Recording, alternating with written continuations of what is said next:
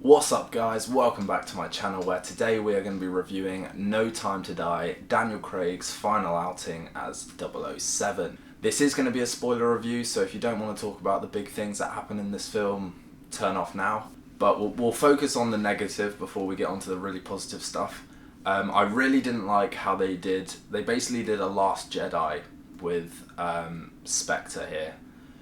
Because like Snoke was just unceremoniously killed off in The Last Jedi, Spectre and Blofeld get wiped out, in the first half of the film. And it's done in a way that's supposed to basically establish Rami Malek's villain as this, oh my god, this big bad has wiped out this entire shady organisation.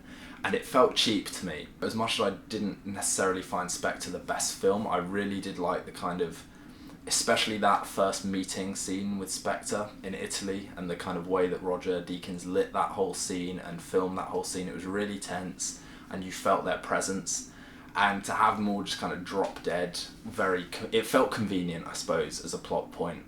And I didn't really rate that. It definitely undermined, I think, the integrity of the other film going forward. And I think it doesn't necessarily add anything to Safin's character either. But this film was all about tying up loose ends, and I do get why they had to kind of address Spectre and bring back Christopher Waltz. He was definitely underused in Spectre. There was one particular just really awkward moment for me in the opening, just after kind of they bomb Vesper Lynd's grave and Daniel Craig rocks back up to the hotel, finds Swan in their room, and he says, "You're right, letting go is hard."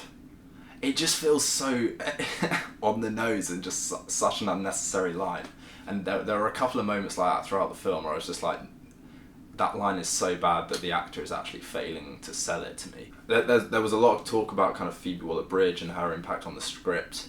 It never felt overly comedic. That obviously there's a bit of tongue-in-cheek between certain characters. I really enjoyed whenever Daniel Craig got to be on screen with Ralph Fiennes. A lot of those side characters were definitely underused in this film. Naomi Harris especially. There was one scene that felt really wrong and out of place, and it's just literally the scene that comes just after the opening credits, where they kind of take the Russian out of that lab with the kind of like the plans and the memory stick for the Heracles project thing, and they have a couple of British comedians in there, and it just felt wrong. It just felt wrong as a scene, tonally. It's definitely too long as a film. It doesn't feel as long as Spectre did, even though it's longer than Spectre. And you can't really, it's like Endgame, you can't really blame it for wanting to revisit all these things and make sure they don't leave any stone unturned. But it does bloat the film, and things that are important and really do matter, like screen time for Rami Malek's villain, get lost on the way. And that's been a particular plague for this whole Daniel Craig era, I think, is that the villains have never been given enough screen time. I think Silver was okay in Skyfall because we had all this kind of speculation and build up to his eventual presence, and then he really had a lasting impact. I think Javier Bardem is like the god tier of Daniel Craig's Bond villains. Christopher Waltz, less so, I must say. He was in like 2 or 3 scenes, and the whole forced kind of foster brother relationship just felt a bit kind of soap operatic. And Rami Malek again has a kind of soap operatic quality in how they kind of create that personal link between Safin and Madeleine Swan. But he's like, your typical larger than life Bond villain.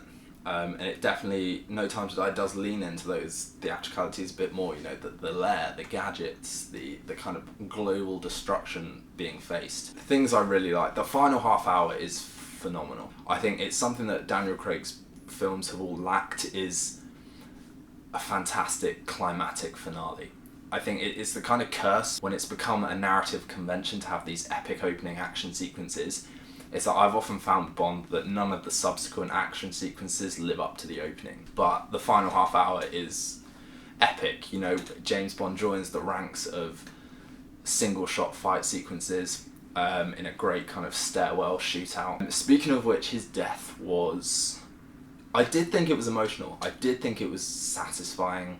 I think they address it in either Quantum or Casino Royale. M kind of calls him out on all these kind of women he sleeps with, and then they end up dead as like collateral. It does make sense that James Bond would die for a woman. That kind of wraps up his whole arc really quite well. I really like Lea Seydoux as Madeleine Swan. I'm really glad they brought her back.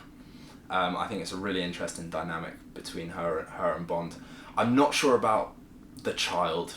Even without the child, James Bond would have had the emotional pull to Madeleine Swan that he did already. And the kid just kind of like, it feels like a bit of a plot device to kind of emphasise the emotional impact of James Bond in this particular story. Lashana Lynch was really good. I think her opening interaction with Bond is great.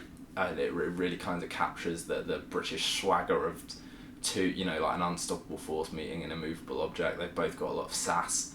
Ana de Armas steals the show by a mile, playing a woman agent who is both like adorably kind of charming and innocent, but then turns into a complete badass when she gets to shoot guns. So that whole kind of Cuba midpoint action sequence was great fun.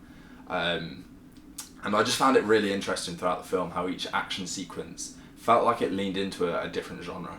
You know, the kind of opening set piece was all about upturning the romantic side of James Bond. We had the Cuba side, which felt a bit more light-hearted and comedic. The Norway kind of foggy forest sequence, which felt horror-esque, and then concluding in the massively dramatic and emotive final set piece on this island. Hans Zimmer as well. You know, we don't have Roger Deakins, but we do have Hans Zimmer on the music. It doesn't feel as quintessentially Bond as other installments because, you know, because Daniel Craig is reinventing the character and he does that probably most here. Like Skyfall is the best Daniel Craig Bond film. Casino Royale close second for sure, but definitely not the best. I think Casino Royale has a lot of structural problems.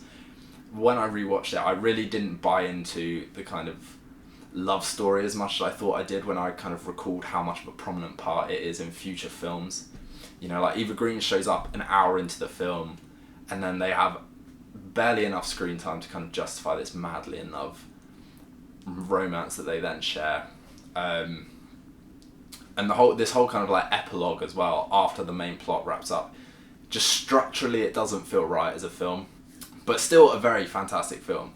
Like, don't get me wrong, it's my second favourite, but it doesn't beat Skyfall. Every scene of Skyfall was so layered, there was so much going on. I think in terms of kind of personal depth and development for Daniel Craig's Bond films, Skyfall takes the cake, because it also manages to give M a fantastic kind of character-driven story. The villain comes in and kind of contributes to both of those stories. The opening action sequence is god tier. The whole story feels tight, it feels well paced, and you know, the Tennyson scene at the Inquiry is next level. So I think Skyfall is definitely best. Casino Royale probably comes second. No Time to Die third, I would probably say. Then Spectre, and then Quantum of Solace, which definitely isn't as bad as I remember it being. It's just slightly forgettable. But yeah, let me know what you guys thought in the comments below. Liking and subscribing would be a massive help to me and my channel, so if you fancy it, please go ahead. But yeah, thank you for watching, and I really hope you enjoyed the film. See you next time.